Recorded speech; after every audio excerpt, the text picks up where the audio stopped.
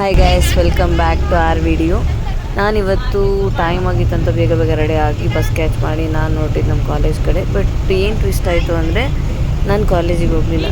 Because ನನ್ನ friends ಸಡನ್ನಾಗಿ plan ಮಾಡಿ ಮಿನಿ ಕೇದಾರ್ನಾಥಿಗೆ ಪ್ಲ್ಯಾನ್ ಹಾಕಿದ್ರು.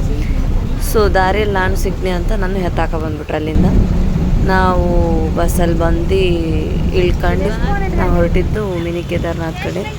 ನೋಡ್ರಿ ಇಲ್ಲಿ ಅಣ್ಣ ಲೈನ್ಸ್ ಎಷ್ಟು ಮಸ್ತಾಗಿ ಹಾಕ್ಸಾನೆ ಆಟೋದ ಮೇಲೆ.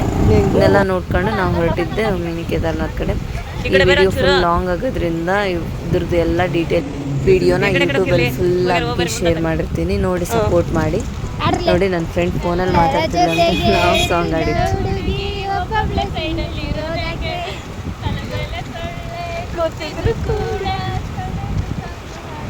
ಇದೆಲ್ಲ ಮುಗಿಸ್ಕೊಂಡು ನಾವು ಫೈನಲಿ ಮಿನಿ ಕೇದಾರ್ನಾಥ್ ಕಡೆ ರೀಚ್ ಆದ್ವಿ.